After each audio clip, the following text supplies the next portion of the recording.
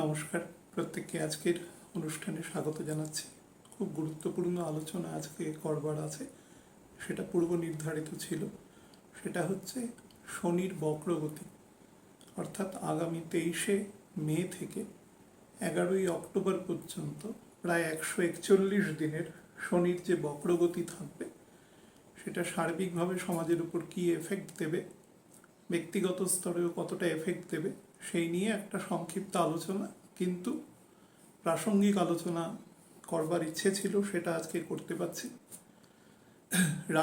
একদম রাত্রিবেলা আজকে ভিডিও করছি, যেহেতু ব্যাপারটা একটু কনসেন্ট্রেট করে বলারও প্রয়োজন আছে। যাই হোক, যারা নিয়মিত শ্রোতা বা অনুষ্ঠান শোনেন তারা শুনবেন। এবং এই জীবনের প্রথম আমি বলছি, যেহেতু এই গোচরটি খুব ইম্পর্টেন্ট, যদি মনে করেন তাহলে অবশ্যই শেয়ার করবেন ভিডিওটা, কারণ এই ভিডিওটা একবার অন্তত প্রত্যেকের দেখা উচিত। আমি চেষ্টা করব ভিডিওটাকে সেরকম উপযোগী বানানোর। যাই হোক, শনি 141 দিনের জন্য আগামী 23শে মে প্রায় বেলা 3:34 বকরি হবে 19°20' কাছাকাছি জায়গায় এসে, এবং চন্দ্রের নক্ষত্র শ্রবণা নক্ষত্রে, এবং বক্রগতিতে 141 দিন থাকার পরে 11ই অক্টোবর আগামী 11ই অক্টোবর 2021 ভোর 3:42 শনি মার্গী হবে। শনি যখন মার্গী হবে, শনির তখন ডিগ্রি থাকবে 12°42, অর্থাৎ শনি প্রায় 6 ডিগ্রির মতন নিচে নামবে এই বক্রী গতির পার্সপেক্টিভে। মোরলেস শনি যখন বকরি থাকে তখন 6 থেকে 6.5 ডিগ্রির মতনই স্যাটার্ন নিচে নামে, এবং এটা আমাদের ইউজুয়াল একটা ক্যালকুলেশনের মধ্যেই থাকে।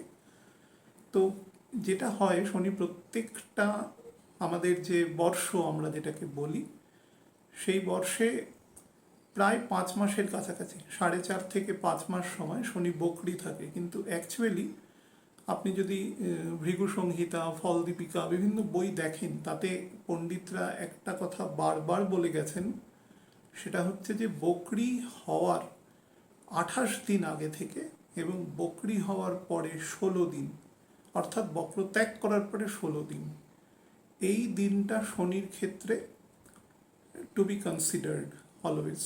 তার মানে আমরা কিন্তু সেই 28 দিনের মধ্যে চলে এসেছি। তো আমি যখন আজকে রেকর্ড করছি 15 তারিখ, তো 28 দিনের মধ্যে আমি অলরেডি ঢুকে গেছি।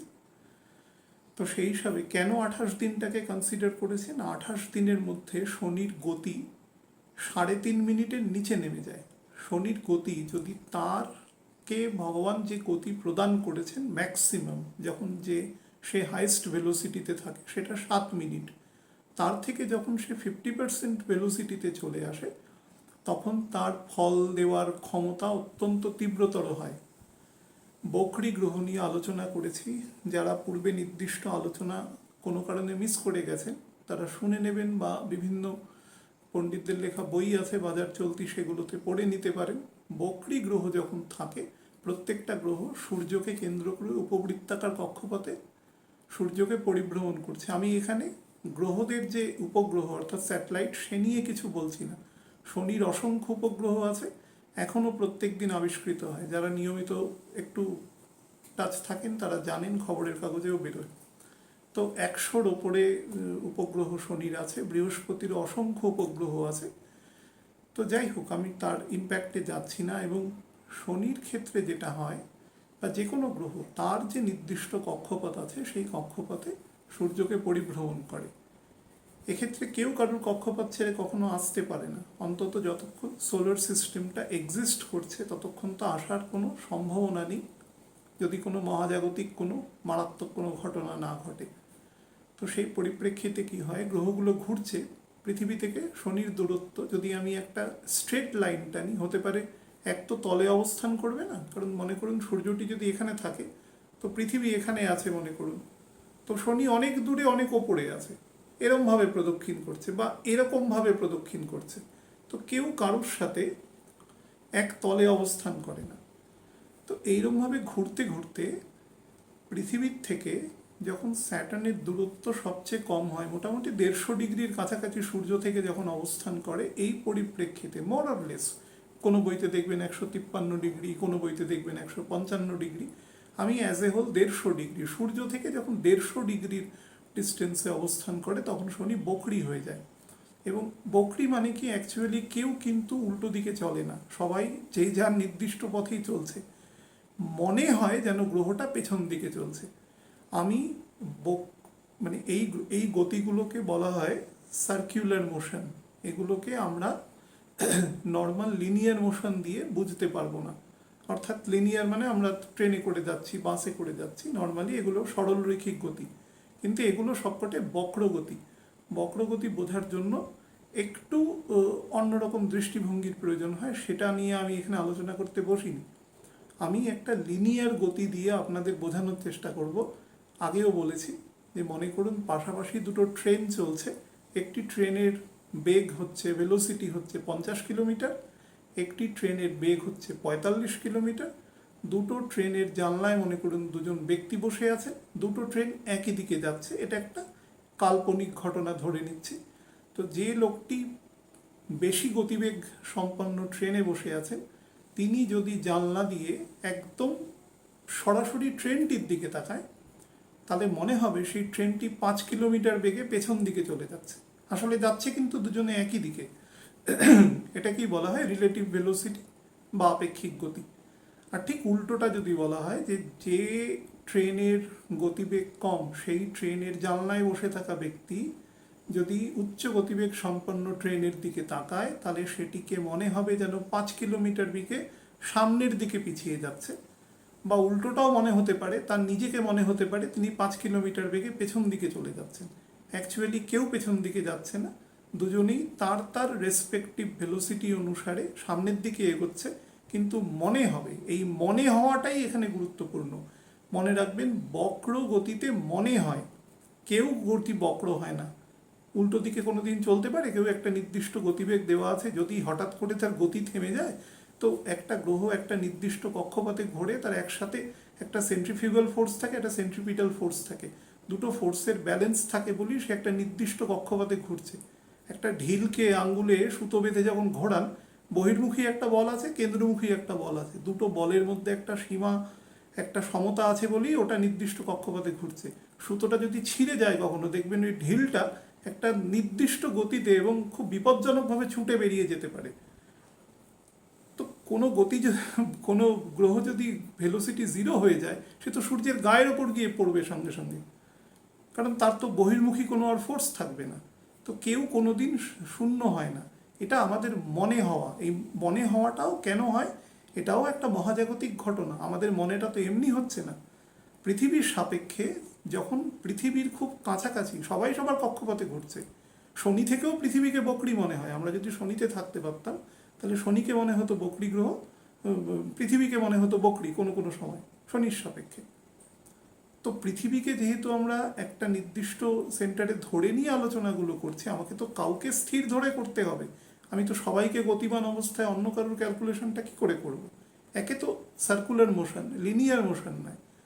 তো সেই রকম জায়গাতে পৃথিবীর খুব কাছাকাছি যখন এসে পড়ে, ঘুরতে ঘুরতে তার কক্ষপথের মধ্যেই যতটা কাছাকাছি সে আসতে পারে, সেই সময় বক্রগতির তৈরি হয়। সেটা অ্যাভারেজ সূর্য থেকে দূরত্ব, তার তখন 150 ডিগ্রির মতন ডিস্টেন্স থাকে। বললাম যেটা 155 হতে পারে কোথাও। এটা হচ্ছে বেসিক জায়গা, এটা নিয়ে পূর্বে আলোচনা করা হয়েছে। আমি একে বলবো বুঝেছিলাম, কিন্তু দেখতে পাচ্ছেন আমার বাড়ির পরিস্থিতি খুব ঠিক নয়, তার ফলে আমি সেটা করতে পারিনি এখনো পর্যন্ত। সময় সুযোগ হলে আমি নিশ্চয়ই করব। এবার আসি, বক্রি হলে গ্রহ কী ফল দেয়। দেখুন, পরিষ্কার ব্যাপার আছে, একদম ভৃগু সংহিতাতে পরিষ্কার বলা আছে যে শুভ গ্রহ, একদম যা বলা আছে তাই বলছি, পরে ব্যাখ্যা করব। শুভ গ্রহ বক্রি অবস্থায় বেশি শুভত্ব প্রদান করে, অশুভ গ্রহ, একদম কোট আনকোট বলা আছে, অশুভ গ্রহ বক্রি অবস্থায় বেশি অশুভত্ব প্রদান করে। এবার শতকরা বাজার চলতি অধিকাংশ বইতেই দেখা থাকবে, দেখবেন শনি হচ্ছে অত্যন্ত অশুভ গ্রহ। আমি কেন, এবং এর থেকেই সমাজে একটা অত্যন্ত ভ্রান্তি বলা যায়। পণ্ডিতেরা কিন্তু কিছু ভুল বলেননি, পণ্ডিতদের সমালোচনা করার মতন ক্ষমতা আমার নেই। পণ্ডিতেরা বোঝাতে গেছেন পার্সপেক্টিভের, এখানেও সেই আপাত বোঝানোর মতন।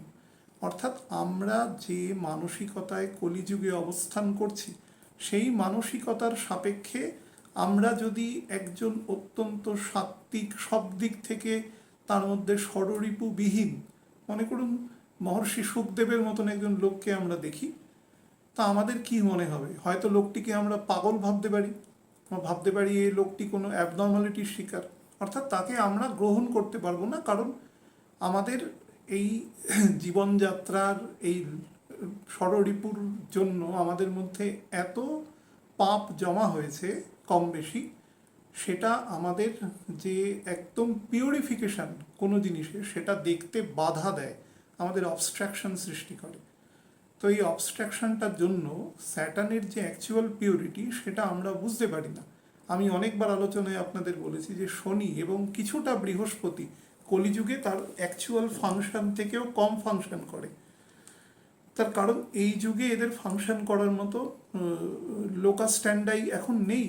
কারণ মানুষকে শতবর্ষজীবী অন্তত বলা হয়েছে, মানুষ তো শতবর্ষ কোথায় পাচ্ছে? চারিদিকে প্যান্ডেমিকে দেখতে পাচ্ছেন, কত সাধারণ মানুষও মরে যাচ্ছে, কম বয়সী মানুষ তো এমনিতেও মরে, সদ্যজাত বাচ্চা জন্মেও মরে যায়, তার কি পাপ আছে? সুতরাং সে পাপ নিয়ে আসে, সেটা ক্যারি ফরওয়ার্ড হয়, এখান থেকেই বোঝা যায়। তো যাই হোক, সেই আলোচনায় যাচ্ছি না এখন। তো গ্রহ যখন বক্রী হয় তখন তার ক্ষমতা বেড়ে যায়। বুধের মতন একটা ছোট্ট গ্রহ, যে অ্যাভারেজ একটা ঘরে 18 দিন পূর্ণ গতিতে থাকে, তখন 15.5-16 দিনও থাকে, কিছুদিন আগেও ছিল। তো তার মতন গ্রহের ক্ষমতাও, তার যে অ্যাকচুয়াল ক্ষমতা, তার থেকে 5 থেকে 6 গুণ বৃদ্ধি পায়। এখন টরাসে রয়েছে বুধ, এবং শুক্রকে সাথে নিয়ে একসাথে গোচর করছে, সাথে রাহু আছে, রবিও এসে আজকে ঢুকেছে খানিকক্ষণ আগে। তো এই পরিস্থিতিতে আপনাদের অনেকবার বলেছিলাম যে দেখবেন এখন মাঝে মাঝে বৃষ্টি হবে ভারতবর্ষের ফ্রিকুয়েন্টলি জায়গায়, তো দেখবেন আপনারা এটা হতে থাকবে, এবং মঙ্গলও এটাতে কিছুটা সহায়তা করবে। যাই হোক, তো স্যাটার্ন যখন বক্রী হবে, স্যাটার্নেরও ক্ষমতা বৃদ্ধি পাবে, অর্থাৎ পৃথিবীর কাছাকাছি চলে আসবে। কাছাকাছি চলে আসবে মানে পৃথিবীর কাছাকাছি এসে কি হবে? পৃথিবী তো একটা আমরা অ্যাপারেন্টলি ধরে নিই কি একটা নির্জীব, তার কোনো রেসপন্স করার ক্ষমতা নেই, প্রাণ নেই। আমাদের তো প্রাণ আছে, তা আমরা রেসপন্স করব। তো আলটিমেটলি গ্রহটা আমাদের এই জীবজগতের সমস্ত প্রাণীর ওপরই এফেক্ট দেবে, জড়জগতের ওপর এফেক্ট দেবে। জগতের মধ্যে চেতন পার্ট নেই, সেই জন্য সে রেসপন্ড করতে পারবে না।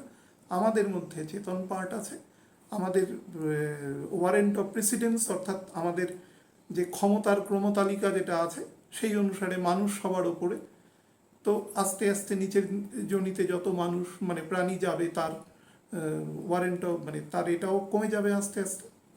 তার একটা পাখির নিশ্চয়ই সেই প্রকার মানে রেসপন্স দেওয়ার মতন ক্ষমতা হবে না, আমাদের সর্বোচ্চ আছে।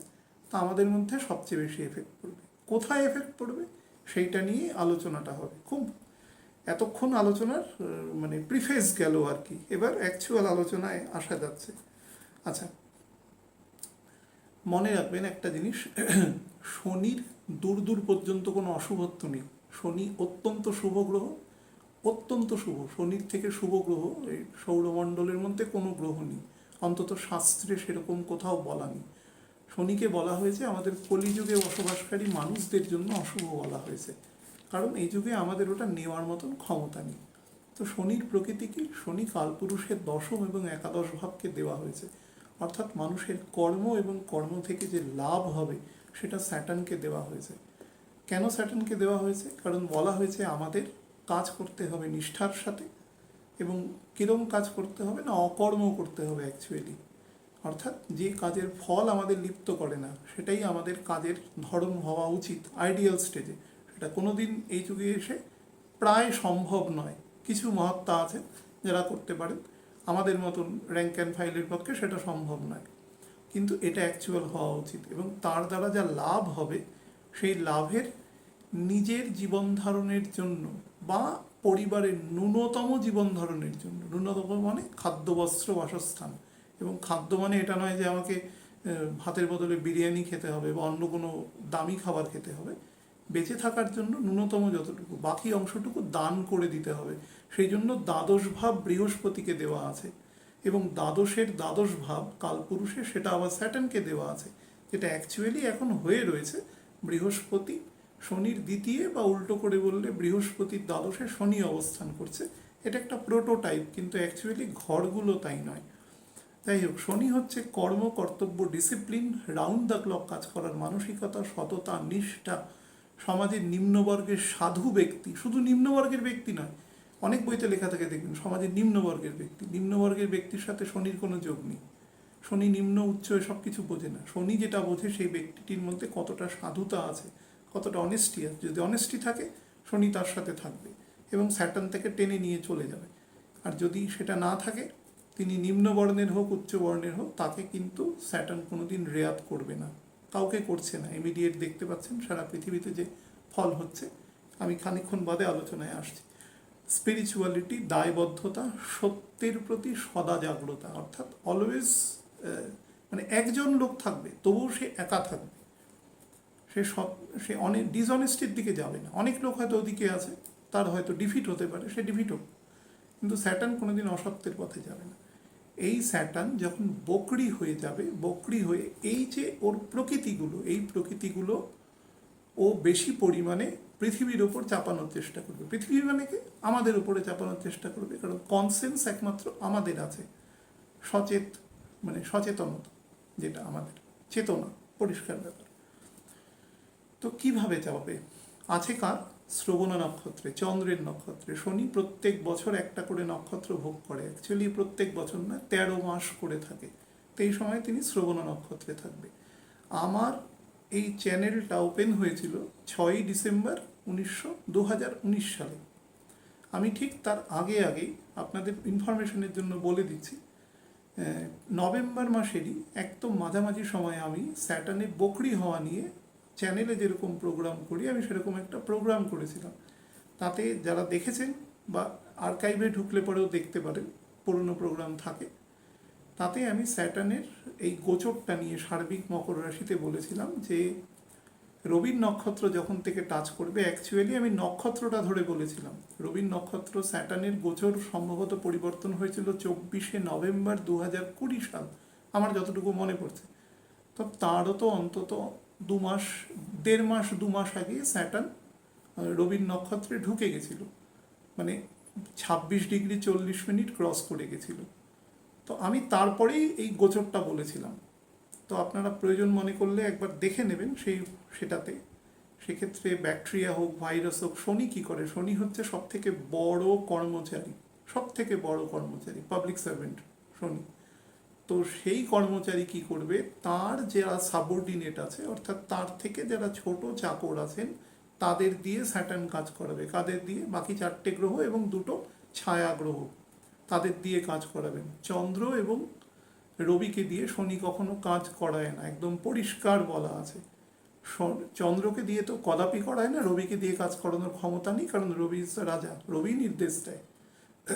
যারা শনির মন্ত্র পাঠ করেন সেখানে জানেন রবির পুত্র শনি, সে নিয়েও আমাদের শাস্ত্রে বলা আছে, কখনো আলোচনা হলে সেটা আলাদা করে বলব। তো চন্দ্রের নক্ষত্রে যখন স্যাটার্ন অবস্থান করে, চন্দ্র কি করে? চন্দ্র আমাদের মনের গ্রহ, কালপুরুষের 4র্থ নম্বর ঘর চন্দ্রকে দেওয়া হয়েছে। আমাদের লৌকিক সুখ স্বাচ্ছন্দ্য, আমাদের সম্পর্ক, নিষ্ঠা, দায়বদ্ধতা, সমাজের পরিবারের প্রতি আসক্তি, প্রাইমারি ক্রিয়েটিভিটি, আমাদের লাভ, অ্যাফেকশন, সন্তানের প্রতি স্নেহ, মাতৃত্বের স্নেহ, লোয়ার এডুকেশন, গৃহসুখ, বাড়িকে সুন্দর করে সাজানো, ওয়েল ডেকোরেশন করা, নিজের মধ্যে একটা সাবেকি পরিপাট্য থাকা, অর্থাৎ উশৃঙ্খল নয়, শুক্রের মতো নয় যে অত্যন্ত পিপল শোয়িং মতো একটা সাজলাম, এরকম নয়। নিজের মধ্যে একটা আভিজাত্য রাখা, একটা বনে দিয়ে আনা রাখা, সেগুলো চন্দ্রের কারক। কিন্তু তার মধ্যেও মেটেরিয়াল পার্টটাই আছে। চন্দ্র কিন্তু আমাদের মনের কারক গ্রহ। মন, বুদ্ধি, অহংকার আমাদের অপরা প্রকৃতি, আমাদের শরীরের সাথে যুক্ত প্রকৃতি, এর সাথে আত্মার কোনো টাচ নেই। সেই জন্য রবির দ্বাদশ ভাব চন্দ্রকে দেওয়া আছে। বা উল্টো করে বলতে পারেন যে চন্দ্রের অতিশয়োক্তির জন্য, ক্ষমতার জন্য রবিকে সবসময় প্রয়োজন হয়, কারণ রবি ডিনোটস দ্য সোল। তো চন্দ্রের ক্ষেত্রে নক্ষত্রে বক্রী হয়েছে, সপ্তম দৃষ্টি দ্বারাও চন্দ্রের ঘরকে দেখবে, দশম দৃষ্টির দ্বারা শুক্রের ঘরকেও দেখবে। এই দুটো ঘরকে দেখার জন্য সমাজের একটা বৃহত্তর অংশের মানুষের মধ্যে একটা অদ্ভুত ধরনের ডিপ্রেশন তৈরি হবে। এটা কিন্তু 28 দিন আগে থেকেই শুরু হয়ে গেছে। কবে থেকে 28 দিন? না 23 তারিখ বকরি হচ্ছে, তার আগের 28 দিন, অর্থাৎ মোটামুটি এপ্রিল মাসের 25-26 তারিখের পর থেকে এটা অলরেডি শুরু হয়ে গেছে। এবং এটা ডিপ্রেশন, একটা মেন্টাল অ্যাংজাইটি, এক ধরনের সিদ্ধান্তহীনতা, এক ধরনের মানসিক দুঃখ যেটাকে, এবং পীড়া, শারীরিক পীড়াও।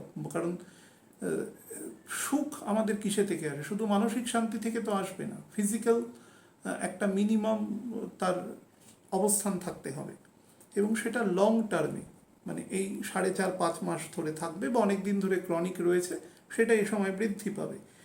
নেগেটিভ পার্সপেক্টিভ তৈরি হবে মাথার মধ্যে, অর্থাৎ না রে হবে না এই কাজটা, না রে যাবো না, না কিছুই হবে না, আর কিছু হবে না এই দেশে, আর কিছু হবে না আমাদের, এরকম ধরনের একটা, মানে কোনো সবসময় এরকম একটা ফিলিংস ছিল। আপনারা যদি শরৎচন্দ্রের শাস্ত্র পড়েন বা তার আগের রায়গুণাকর ভারতচন্দ্রের শাস্ত্র পড়েন, তো সমস্ত জায়গাতেই চিরকালই নেগেটিভ ফিলিংস ছিল, তার তার যুগ অনুসারে। হ্যাঁ, যারা বাংলা সাহিত্যের ইতিহাস পড়েছেন বা তার আগের ইতিহাস পড়েছেন, এই নেগেটিভ পার্সপেক্টিভ সবসময় ছিল।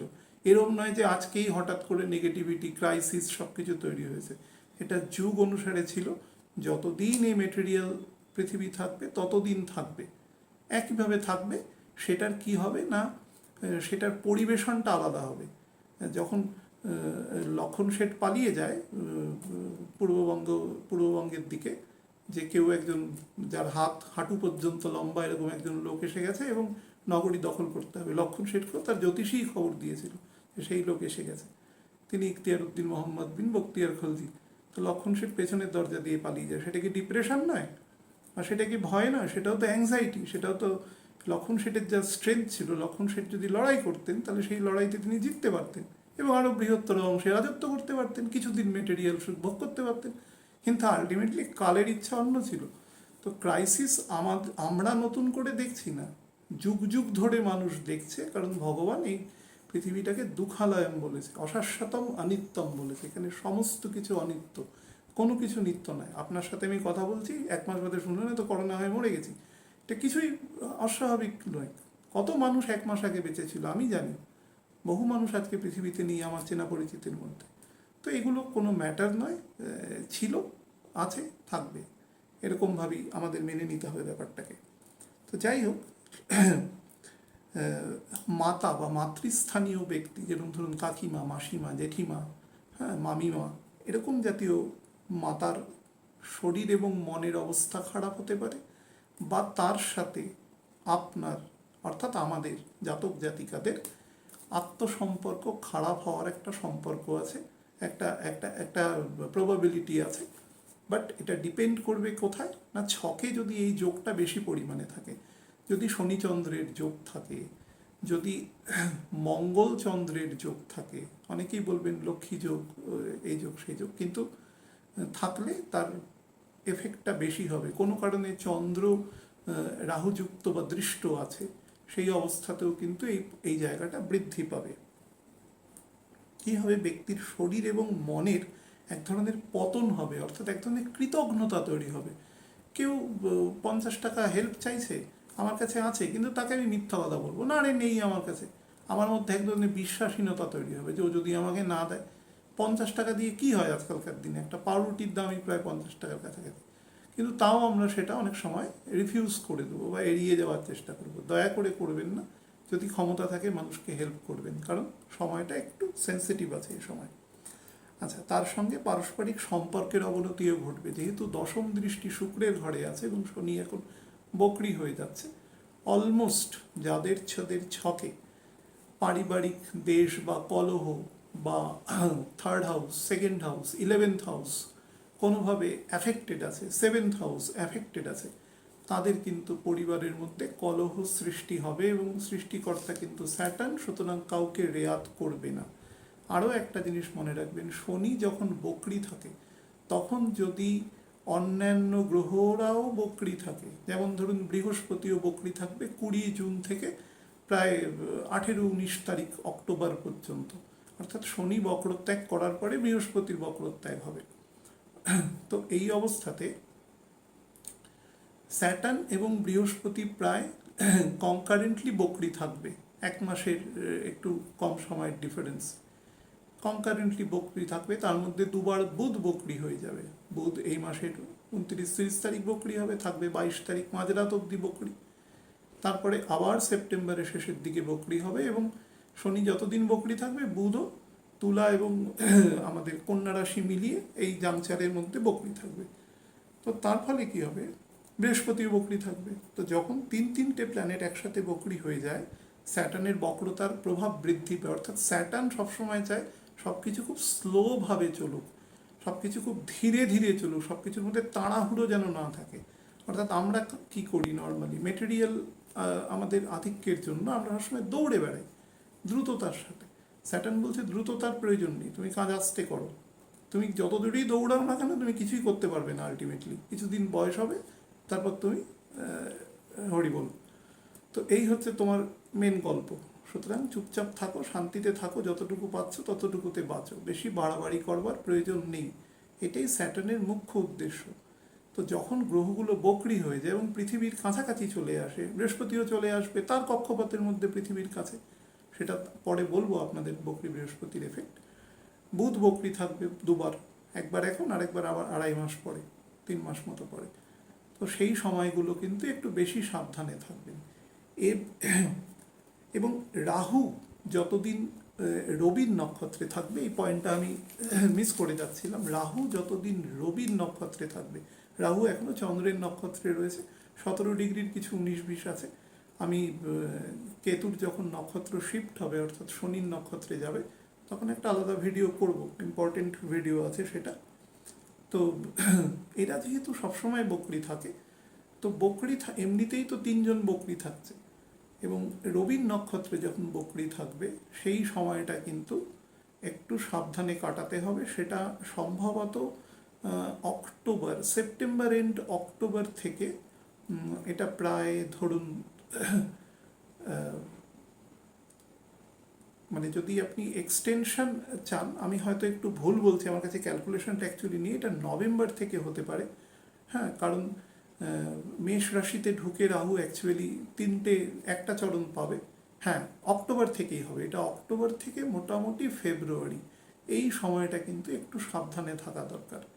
কারণ এই সময়টা প্ল্যানেটগত দিক থেকে পঞ্চম নবম কানেকশানে দুজন একে দ্বিদ্বাদশ নক্ষত্রে বকরি থাকবে এবং কিছুটা সময় বকরি পাবে।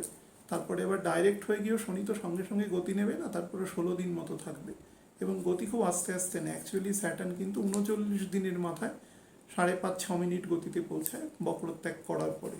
তো সেই ফেজটাতেও কম বেশি এফেক্ট দেবে, সাবধানে থাকবেন। সেই সময় গোচর যখন বলবো বলে দেবো, এখন জাস্ট একটা টাচ দিয়ে রাখলাম। আচ্ছা, এবার বলে রাখি মকর রাশি সম্পর্কে। দেখুন, মকর এখনো তো ট্র্যাডিশনাল আলোচনা করিনি, বহু মানুষ বলে ট্র্যাডিশনাল আলোচনা করতে, কিন্তু আমি দেখেছি কেউ দেখতে চায় না ওসব, কেউ অ্যাস্ট্রোলজি অ্যাকচুয়ালি শেখার মানসিকতাই নেই। আমি তো ট্র্যাডিশনাল আলোচনা কেউ করে না। একটা কথা বলে রাখি, মকর কিন্তু অ্যাজ এ হোল আমাদের স্টেটকে ডিনোট করে। স্টেট মানে এন্টায়ার রাষ্ট্রগুলোকে ডিনোট করে। কিভাবে করে যখন রাশিগুলো নিয়ে আলাদা করে বলবো, যদি বলার সুযোগ পাই অ্যাকচুয়ালি, তাহলে বলবো। আমি 16 সাল নাগাদ একবার 16 সাল নাগাদ আমি বলেছিলাম, কিন্তু সেগুলো নেই, সেগুলো ডিলিট হয়ে গেছে সেই ভিডিওগুলো। যাই হোক, এই এই রাশিটা অ্যাকচুয়ালি পৃথিবীর বিভিন্ন রাষ্ট্র তার তার জুরিসডিকশন অনুসারে সেটাকে ডিনোট করে, এবং নিজের ঘরে গ্রহ বকরি হয়ে যাওয়া কিন্তু একটা খুব শুভ সংকেত নয়, যে গ্রহই থাক না কেন। সে বৃহস্পতি থাক, দেখবেন সামনের বছরে গিয়ে, অর্থাৎ এবছরের শেষ থেকে বৃহস্পতি যে গতি নেবে, বৃহস্পতি তো আর কুম্ভ রাশিতে বকরি হবে না, বৃহস্পতি চলে যাবে মীন রাশিতে প্রায় 15 ডিগ্রি পর্যন্ত। বৃহস্পতি বকরি হলে 10 ডিগ্রির কাছাকাছি নিচে নামে। তো বৃহস্পতি কিন্তু মীন রাশিতেই বকরি থাকবে। তো তার কিছু পজিটিভ নেগেটিভ এফেক্ট যখন হবে তখন বলবো। আমি বললাম যে কোনো গ্রহ যখন নিজের ঘরে বকরি হয়ে যায়, হ্যাঁ, রবিচন্দ্র ব্যতিরেকে সব গ্রহই, রাহুকেতু সবসময় বকরি, রবিচন্দ্র কখনো নয়, বাকি 5জন তার তার নির্দিষ্ট সময় সময় বকরি হয়। নিজের ঘরে যখন বকরি হয় তার না একটা আইডেন্টিটি ক্রাইসিস হয়ে যায়। আপনি পিছন দিকে হাঁটুন, মানে মনে হবে হাঁটুন আর কি, তো কীরকম লাগবে আপনার? মনে হবে না যে আপনি আপনার যে অ্যাকচুয়াল যে আপনার আপনার যে লোকাস স্ট্যান্ডার্ড সেটা চেঞ্জ হয়ে যাচ্ছে। তো স্যাটার্নের ক্ষেত্রেও হয়, হচ্ছে চন্দ্রের নক্ষত্রে, নক্ষত্রটা ইজ ভেরি সেন্সিটিভ। তো এরকম জায়গায় কি হয়, আমাদের এই মকর রাশি মানে ক্যাপ্রিকর্ন আমাদের অ্যাকচুয়াল ডিনোট করে কিন্তু পাওয়ারকে, পাওয়ার, ক্ষমতা। ক্ষমতা কার হাতে থাকে? ক্ষমতা ক্ষমতাশালী লোকের হাতে থাকে। ক্ষমতাশালী কে যুগে? যার হাতে বিত্ত আছে, যার হাতে রাষ্ট্র ক্ষমতা রয়েছে, বা একটা ঘরের ক্ষেত্রে চিন্তা করুন, তাহলে ঘরের যে গৃহস্বামী রয়েছেন, কোনো ক্ষেত্রে গৃহপতি রয়েছেন, কোনো ক্ষেত্রে গৃহপত্নী রয়েছেন, যার যার রেসপেক্টিভ, বা কোনো ক্ষেত্রে দুজনের হাতেই রয়েছে। হ্যাঁ, তো ক্ষমতা যার কাছে থাকে সেই জায়গায় কিন্তু অসন্তোষের সৃষ্টি হবে। অর্থাৎ এখানে একটা অ্যাডমিনিস্ট্রেশন বলুন, এখানে মানে পরিষ্কার ব্যাপার, যিনি ক্ষমতাবান তার সমালোচনা শুরু হবে, ক্রিটিসিজম শুরু হবে তার অ্যাকচুয়ালি। এবং সেটা কিন্তু সারা পৃথিবীব্যাপী হবে। যে বেশি ক্ষমতাবান সে বেশি হবে, যে কম ক্ষমতাবান তার ডিনাউন্স কম হবে। অর্থাৎ মানুষের মধ্যে একটা সার্বিক অসন্তোষ সৃষ্টি হবে, খুঁত খুঁজে বার করা। অর্থাৎ বলতে পারেন যে হঠাৎ করে মানুষ ফল্ট ফাইন্ডার হয়ে যাবে, বা মানুষ বিভিন্ন প্রবলেম ফেস করে সেই প্রবলেমটাকে সে প্রকাশ্যে বা অপ্রকাশ্যে যেভাবে সে ব্যক্ত করতে পারে। একটা ক্ষোভ যখন হয়েছে এবং সেটা যদি খুব গভীর ক্ষোভ হয়, সে সেটাকে ব্যক্ত করবে, সেটা কিন্তু সে করা শুরু করবে। এবং সেটা অলরেডি স্টার্ট হয়ে গেছে সারা পৃথিবীব্যাপী। আপনারা যদি একটু দৃষ্টি ঘুরিয়ে দেখেন বা একটু চিন্তা করেন তাহলেই বুঝতে পারবেন চারিদিকে। তো এই জায়গাটা কিন্তু প্রত্যেকেই নিজের ঘরের ক্ষেত্রেও বলছি, বা যার যার কোনো সরকারি বেসরকারি আধা সরকারি অফিস চালাচ্ছেন, স্কুলের কোনো একটা বাচ্চাদের স্কুলেরই একজন হেডমিস্ট্রেস আছেন, তার ক্ষেত্রেও বলবো যে আপনি যদি কোথাও কোনো অসন্তোষ দেখেন তাহলে সেটা কিন্তু দ্রুত এবং সততার সাথে, মনে রাখবেন স্যাটার্ন কিন্তু ডিসঅনেস্টি পছন্দ করে না, অর্থাৎ জোড়া তালি দিয়ে কোনো কাজ করা পছন্দ করে না। কাজটা ফেইল্ড হতে পারে, কিন্তু যদি অনেস্টি থাকে তাহলে স্যাটার্ন আপনার সাথে থাকবে, আর যদি ডিসঅনেস্টি থাকে স্যাটার্ন আপনার সাথে থাকবে না। এটা যে পরিষ্কার ব্যাপার। তো সেটা একটু চেষ্টা করবেন।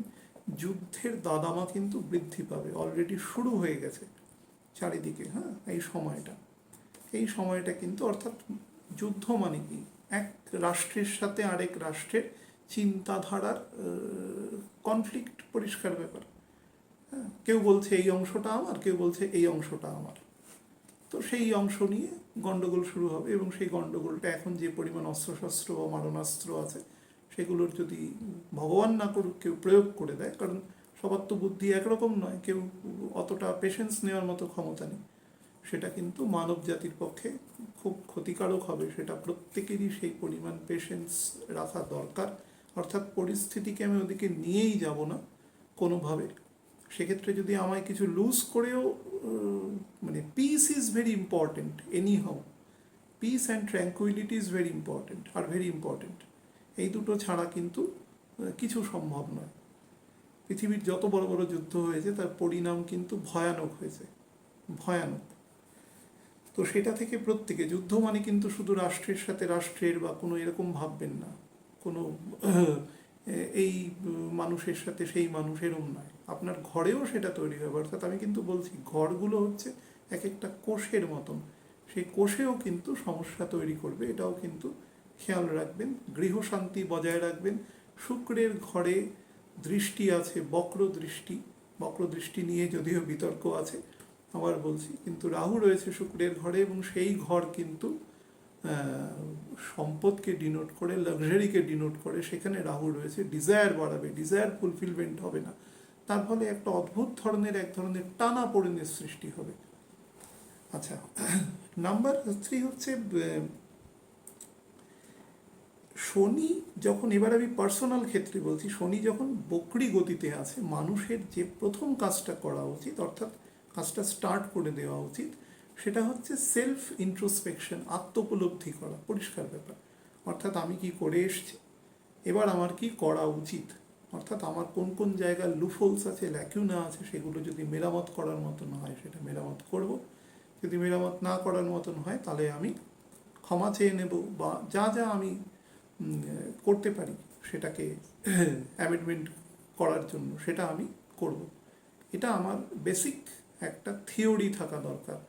অর্থাৎ এই সময়টা হচ্ছে নিজের যত জ্ঞাতে অজ্ঞাতে যে ভুল কর্ম হয়েছে সেই ভুল কর্মকে পর্যবেক্ষণ করা এবং সেটা থেকে বেরিয়ে আসার জন্য, বা সেটা সেটা যাতে পুনরাবৃত্তির তো ছেড়েই দিন, সেটাকে যদি কোনোভাবে মেরামত করা যায়, অর্থাৎ কোনো ব্যক্তি বা কিছুর যদি ক্ষতি হয়ে থাকে সেটাকে মেরামত করা, যদি সে ক্ষতি ভরপাই না করা যেতে পারে তাহলে অন্তত তাকে অন্তত বলা যে না, আমি অপরাধটা করেছি, তুমি যা মনে করো সেটা করতে পারো। অর্থাৎ নিজেকে যিনি ভিকটিম তার কাছে সঁপে দেওয়া, এবং যিনি না করবেন তাকে কিন্তু সময় শাস্তি দেবে, এটা কিন্তু মাথায় রাখবেন। কারণ এই সময়টা কিন্তু, এই যে 141 দিনের সময়, অলরেডি আগে 28 পরে 16, এটাকে যদি পুরো যোগ করেন তাহলে প্রায় 6 মাস সময় হয়। এই 6 মাস সময় কিন্তু বহু লোকের পানিশমেন্ট দেখতে পাবেন নিজের চোখের সামনে। অনেক বড় বড় লোক, ক্ষমতাশালী লোক দেখবেন যে তার অনেক পূর্বতন, যেটাকে আমরা সরল ভাষায় বলি স্ক্যান্ডেল, সেগুলো বেরিয়ে আসতে পারে। আবার বহু এমন মানুষ আছে যাদের আমরা ভুল বুঝেছি, তাকে ভুল ডিনোট করেছি, অ্যাকচুয়ালি সেই মানুষটা ভালো মানুষ, কোনো টাইমের ভিক্টিমাইজেশন তার হয়েছে, সেই মানুষটাকে কিন্তু আমরা আবার আগের মতন করে নিয়ে নেব সমাজে। এই দুটো জিনিসই ঘটার প্রবল সম্ভাবনা রয়েছে। আর একটা লাস্ট পয়েন্ট যেটা আপনাদের বলা দরকার, সেটা হচ্ছে স্যাটার্ন কিন্তু খুব বেশি, অর্থাৎ অকর্ম মানে প্রয়োজন ছাড়া কর্ম নয়, এবং কর্ম হলে সেটা হচ্ছে মানুষের জন্য এবং নিজের জন্য যতটুকু মিনিমাম। অর্থাৎ আমরা তো ভগবান নই, আমাদের শরীর চালাতে, অর্থাৎ এই যে শরীরটি রয়েছে সেটিকে চালাতে বা সংসারটি চালাতে যতটুকু কর্ম করার দরকার তার বেশি কিছু করার দরকার নেই। ইমিডিয়েট করতে গেলে কিন্তু গন্ডগোল করবে। আমি একটু পুরনো আলোচনাটাকে একটু টেনে এনে বলছি যে নভেম্বর মাসে আমি 2019 সালে যে অনুষ্ঠান গ্লোব টিভিতে করেছিলাম, সেই অনুষ্ঠানে আমি আপনাদের বলেছিলাম, অনেকে শুনেছেন হয়তো, যে যখন স্যাটার্ন 21 এবং 22 এই দুটো নক্ষত্র পাস করে, অর্থাৎ 26 মাস, এই দুটো নক্ষত্র কিন্তু খুব নন প্রোগ্রেসিভ নক্ষত্র। স্পেশালি যখন বকরি থাকবে তখন এই প্রোগ্রেস ব্যাপারটা তো একেবারেই ভুলে যান, পরিষ্কার ব্যাপার। খুব নন প্রোগ্রেসিভ নক্ষত্র এই দুটো দিয়ে। স্যাটার্ন এখানে একদম সব কিছুকে থিতিয়ে দিতে চায়। আপনারা যদি যুগ যুগ ধরে স্যাটার্নের এই সময়ের পর্যালোচনা করেন তাহলে দেখতে পাবেন প্রোগ্রেস স্যাটার্ন কখনো দিতে চায় না। উল্টে যারা নেগেটিভ লাইফ লিড করে অভ্যস্ত, দেখুন আজ থেকে 28-29 বছর আগে যখন স্যাটার্ন এখান দিয়ে গেছে, তখনকার আমাদের যে পার্সপেক্টিভ চিন্তাধারা ছিল, সেটার চিন্তাধারা কিন্তু বর্তমান চিন্তাধারার সাথে এক নয়। বর্তমানে আমাদের লাইফ অনেক ফাস্ট হয়ে গেছে, খাদ্য থেকে বস্ত্র থেকে বাসস্থান সব কিছুর চিন্তাধারায় আমূল পরিবর্তন হয়েছে, এবং সুতরাং জ্ঞাতে অজ্ঞাতে আমাদের ভালো মন্দ কাজের সংখ্যাতেও আমূল পরিবর্তন হয়েছে।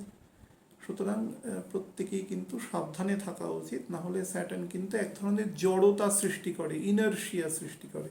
আমি ঠিক এই শব্দটা ইউজ করেছিলাম, ইনার্শিয়া, আমার কথাটা মনে আছে। এবার সেটা কখনো 90, 91, 92 শুরুর দিকেও এক ধরনের ইকোনমিক ট্রাবল তৈরি করেছিল আমাদের দেশে তথা সারা পৃথিবীব্যাপী। সেটা করে তখন একরকম শাস্তি দিয়েছে, তো মানুষকে তার ফল ভোগ করতে হয়েছে। এবং দেখুন, আমি যে কথাটা একটু আগে বলছিলাম যে মকর কিন্তু গভর্নমেন্টকে ডিনোট করে, তো সেই সময় কিন্তু সারা পৃথিবীব্যাপী পৃথিবীর অনেক বড় বড় দেশ তার কিন্তু ক্ষমতা বলুন, তার মধ্যে একটা বিপুল পরিবর্তন এসেছিল। একদম পলিটিক্যালি বলছি বিপুল পরিবর্তন এসেছিল, এবং ইকোনমিক্যালিও বলছি, সোশ্যালিও বলছি, তিনটে পার্ট থেকেই কিন্তু ব্যাপক পরিবর্তন এসেছিল। তো সেই রকম পরিবর্তন কিন্তু, যেহেতু জুপিটারও সাথে সাথে যাচ্ছে, তখন জুপিটার কিন্তু সমসপ্তম দিয়ে পাস করেছিল, অর্থাৎ চন্দ্রের ঘর, রবির ঘর, কন্যা, বুধের ঘর দিয়ে পাস করেছিল, বা শুক্রের ঘর। কিন্তু এখন কিন্তু সাথে সাথেই যাচ্ছে। সুতরাং মেটেরিয়াল নলেজকে সাথে নিয়ে শনি তার দ্বাদশে রয়েছে। সুতরাং বৃহস্পতি তার মেটেরিয়াল নলেজকে কখনো খুব জনহিতকরভাবে পরিবেশন করতে পারবে না। আমি বহু লোককে বলেছিলাম যে মোটামুটি জুপিটার 26-27 তারিখের পর থেকে একটু বেটার ফল দেবে, কিন্তু যতটা বেটার আমি এক্সপেক্ট করেছিলাম তার কিন্তু 1/4 এফেক্ট দিয়েছে। তাও যাদের খুব বর্গোত্তমে গ্রহের খুব জোর আছে, অধিকাংশই কিন্তু এফেক্ট দেয়নি, বা দিতে পারে, এখনো 7ই অগস্ট অবধি সময় আছে, কিন্তু ফলটা দেয়নি। তার কারণ হচ্ছে শনি কিন্তু ফল দিচ্ছে না, এবং এই কাজটা কিন্তু স্যাটার্ন মোটামুটি 12ই নভেম্বর পর্যন্ত করে যাবে। এইভাবে এই প্রোগ্রেশনটাকে কম বেশি আটকে রাখবে, তারপরে কিন্তু ও আবার ফল দেবে। মোটামুটি এপ্রিল মাস পর্যন্ত কিন্তু টানা ফল দেবে। সুতরাং এই সময়টা একটু শান্ত থাকা, স্থির থাকা, যে ইনস্ট্রাকশন যেভাবে যেভাবে সরকারের থেকে আসছে সেগুলোকে টু দ্য লেটার্স মেনে চলা, কাউকে অযথা ভয় দেখানো নয়, কিছু নয়, শান্ত থাকা, এবং পরিস্থিতি অটোমেটিক্যালি ঠিক হবে। এবং এটা দেখা গেছে, আমি তো 30 বছরের জীবন দিয়ে দেখছি অ্যাস্ট্রোলজি, মানে 40 পার করা জীবন, এখন 30 বছর থেকে পর্যবেক্ষণে দেখছি যারা আরও বেশি দিন বেঁচেছেন পৃথিবীর বুকে, তারা আরও জীবনকে বেশি দিন ধরে দেখেছেন যে কোনো সমস্যাই কোনো দিন এক জায়গায় থাকে না। কিন্তু এটা আপনাদের পরিষ্কার বলতে পারি যে সামনের বছর ফেব্রুয়ারির পর থেকে সিনারিও অবশ্যই পরিবর্তিত হবে। এই যে বর্তমান যে সমস্যাটা যাচ্ছে, এটা নিয়েও প্রশ্ন করেছে বহু। আমি একদম স্পেসিফিক বলেছিলাম যে 31 বা 1 তারিখ রবি রাহুকে ক্রস করছে, রাহুকে ক্রস করার 2-3 দিন পর থেকে ডিগ্রিটা যেই না 4-5 ডিগ্রি হয়ে যাবে, দেখবেন যে একটু আশার আলো দেখতে পারবেন। এবং তারপরে যখন বুধ ডাইরেক্ট হয়ে যায় এবং শুক্র যখন মোটামুটি মঙ্গলের নক্ষত্র ছেড়ে দেবে, তখন কিন্তু পরিস্থিতি একটু বেটার হবে। বাট বৃহস্পতি যখন আবার মকরে এসে ঢোকার পরিস্থিতি তৈরি হবে 7ই অগস্টের পর থেকে, সেই সময়টা কিন্তু বৃহস্পতি শনি একসাথে এক ঘরে বকরি থাকবে। আমি আলাদা করে সেটা নিয়ে ভিডিওতে বলবো। সেই সময়টা থেকে কিন্তু নভেম্বরের 11 তারিখ পর্যন্ত সময়টা কিন্তু আর একটু নেগেটিভ আছে ইন অল আসপেক্ট, যতগুলো জায়গা নিয়ে বলেছি। তো প্রত্যেকে কিন্তু সাবধান থাকবে, ভয়ের কিছু ব্যাপার নেই। যে যত সচেতন এবং যত অনেস্ট থাকবে তার কোনো সমস্যা নেই, যে যত ডিসঅনেস্ট হবে তার তত প্রবলেম ফেস করতে হবে। এটাই হচ্ছে মেন ব্যাপার। ভালো থাকবেন প্রত্যেকে। এই সম্পর্কিত কোনো প্রশ্ন হলে প্রশ্ন করবেন। বহু লোকের সাথে আমি কথা বলবো। দেখুন, আরেকটা লাস্ট কথা বলে দিই, আমি ফোনে কারোর সাথে কনসাল্টিং করি না। হ্যাঁ, বহু লোক ফোন করে আমাকে বলে ডেট অফ বার্থ পাঠিয়ে দিচ্ছি, কারণ আমার অত সময় নেই, শরীরও ভালো নেই, অনেক রকম সমস্যার মধ্যে রয়েছে। এই দয়া করে কেউ ফোন করে বলবেন না। আমি অনেক সময় বলি পাঠিয়ে দিন, কারণ আমি বাধ্য হই বলতে, কারণ কিছু মানুষ আছে হয়তো একটা দুটো ভিডিও দেখে একটা ফোনে পাঠিয়ে দিল আপনাকে কত টাকা, আমাকে 1 টাকাও পে করতে হবে না, আমি কারোর থেকে ফোনে কথা বলি না, প্রথম কথা, পেমেন্টেরও কোনো প্রশ্ন নেই। তো দয়া করে কেউ এটা করবেন না, এটা আমার এথিক্সের বিরুদ্ধে। কারণ পৃথিবীর সব কিছু ওই অনলাইনে হয় না। এখানে মানে একদম পরিষ্কার ব্যাপার আছে, পৃথিবীর মানে সমস্ত কাজ অনলাইনে করার চেষ্টা, এই চেষ্টাটা দয়া করে করবেন না। এটা খুব মানে শাস্ত্রীয় বিধান অনুসারে খুব ক্ষতিকারক। করবেন না, কাউকে উৎসাহ দেবেন না করার জন্য। আর যদি কেউ করেন, আমার কোনো প্রবলেম নেই, তার কাছে যান, কিন্তু আমি এটার সাথে একেবারে সহমত নই। আমি যোগাযোগ করবেন যদি তেমন মনে করেন, আমি পরিস্থিতি ইমপ্রুভ হলে নিশ্চয়ই কথা বলবো, কিন্তু এই ডেট অফ বার্থ দিয়ে তারপরে কনস্ট্যান্টলি ইরিটেট করা, যখন তখন ফোন করে আমার এত সময় নেই। কিন্তু এরপরে আমি ফোন ধরাটাকে ইগনোর করবো বাধ্য হয়ে। আমি অনেকবার বলেছি, অনেক দিন বাদে এই কটু কথাটা বললাম। দয়া করে পার্সোনালি কেউ নেবেন না, কিন্তু আমাকে কেউ ফোন করবেন না। আমি কারুকে ফোনে উত্তর দিই না, একমাত্র খুব বয়স্ক মানুষ অথবা ফিজিক্যালি চ্যালেঞ্জড, এই দুটো বর্গভুক্ত মানুষ ব্যতী রেখে আমি ফোনে কারোর সাথে কথা বলি না। আমার কোনো আত্মীয় স্বজন বললেও আমি বলবো না। ভালো থাকবেন প্রত্যেকে।